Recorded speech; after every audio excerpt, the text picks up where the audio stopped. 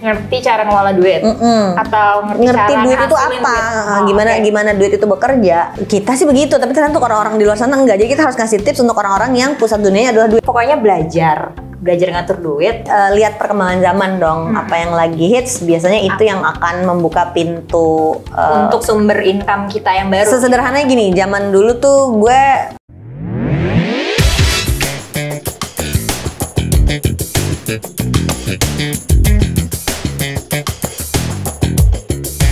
Financial Clinic by QM Financial. Finance should be practical. Ini dia podcast yang ngajakin kamu untuk belajar segala yang finansial, nggak pakai ribet. Saya Ligwina Hananto bareng sama Muti Juhari. Dan kita mau ngebahas apa kali ini? Kita mau julid soal Katanya nggak pakai ribet, tapi ternyata julid. Ada topik yang pasti banyak yang akan dengerin nih. Apa? 4 cara cepet kaya. Aduh. Ini pasti permintaannya Dea sama Yasmin nih. Emang kenapa? Mbak harus viral, jadi harus ngebahas yang bakal banyak listenership-nya dan viewership-nya. Oke, kenapa cepet kaya, keyword cepet kaya. Kenapa harus cepet kaya? Kenapa harus cepet kaya? Kenapa harus lama-lama? Gitu nanti jawabannya netizen sekarang. Tell me, spill aja. Coba lihat catatannya, nggak hafal. Tadi kan tadi bahas 4 cepet kaya. 1, ngerti duit dulu itu gimana? Ngerti cara ngelola duit atau ngerti cara duit itu apa, gimana duit itu bekerja. Itu penting ya kan. Kalau lo pengen cepet kaya, isunya berarti harus tentang duit, ya kan? Ya, soalnya segalanya butuh duit. Jadi uang itu datangnya dari mana, perputarannya kayak apa, how it works, how the world works around money. Tapi kan matahari, uang bukan pusat dunia kita. Kita sih begitu, tapi ternyata untuk orang-orang di luar sana enggak. Jadi kita harus kasih tips untuk orang-orang yang pusat dunianya adalah duit. Ini contrary to popular belief ya. Pada saat kita ini adalah financial trainer, ternyata yang kita sering bahas itu justru bukan duitnya. Apa sih? Tapi soal financial life journey-nya kan. Perjalanan proses. Nah, ternyata orang lebih tertarik nggak ngomongin itu. Dan orang kan sebel kalau disuruh berproses. Iya, berproses dulu. Cepet deh gitu. Kenapa gue harus nunggu 20 tahun untuk bisa gitu? Iya benar banget. Gue menunggu 12 tahun untuk bisa pindah ke Jaksel. Wah lama banget gitu kan kalau kata anak sekarang. Udah dari dulu di Rawamangun. Oh maaf, privilege kak. Yang kedua, cuma apa tadi contekannya yang kedua? Jangan berhenti belajar. Oh iya, itu gampang dong, jangan berhenti belajar, belajar terus. Kita kan gila lifelong learner, gila. Tapi emang gini, gue suka bilang gini, semua orang ada masanya, semua masa ada orangnya. Jadi skill yang dibutuhkan 20 tahun lalu dengan sekarang dan 20 tahun lagi kan mungkin akan berbeda-beda ya. Dan gue juga suka bahas, gue ada talking heads di Instagram nih, seminggu sekali gue suka ngebahas tentang longevity kan.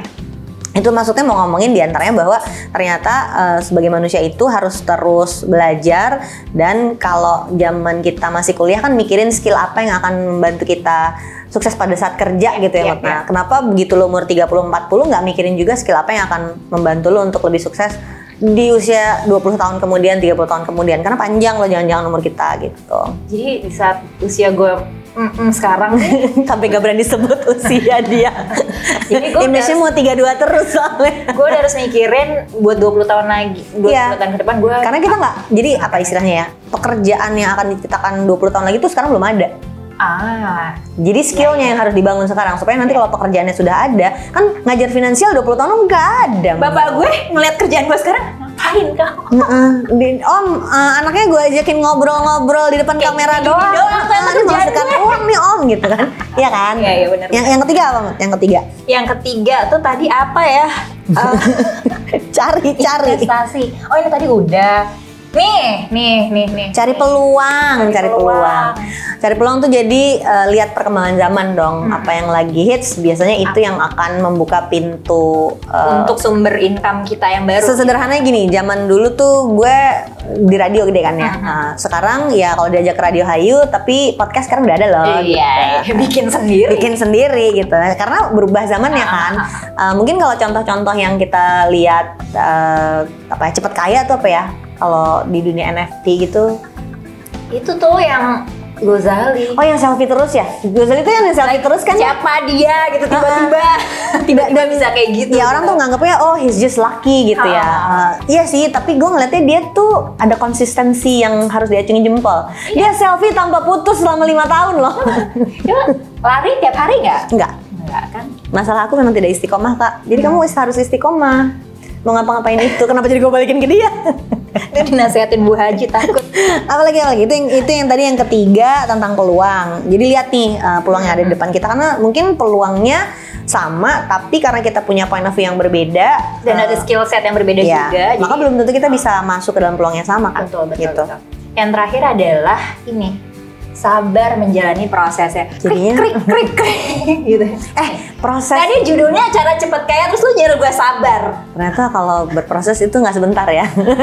Apa kalau proses itu jadi kayak apa Mut? Contohnya pada saat orang mesti jalanin proses, dia misalnya pengen cepet kaya lewat investasi gitu. Emang Berarti ada yang cepat? Emang kita endorse investasi cepat kayak Ini yang orang mau denger, Mut. Ini yang orang mau denger. Urusan kita percaya atau enggak lain lagi ceritanya. Ini yang orang mau denger. Tapi ingat ya, kami di kelas nggak kayak gini. Giliran di podcast gue paksa ngomong kayak gini, bingung semua trainernya. Kamu berkelebalikan gini sih. Proses apa yang orang harus laluin untuk bisa generating wealth? Nah, kalau kata-katanya diganti nggak cepet kaya tapi generating wealth. Pokoknya belajar ngatur duit, udah gitu. Ikut FCOS.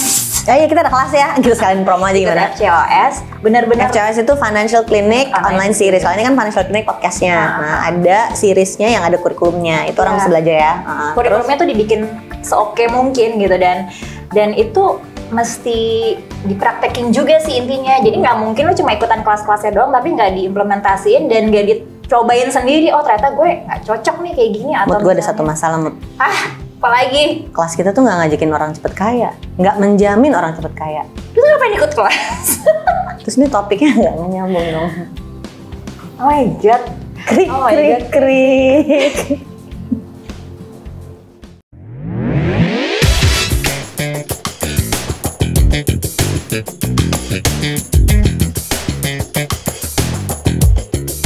Financial Clinic by QM Financial.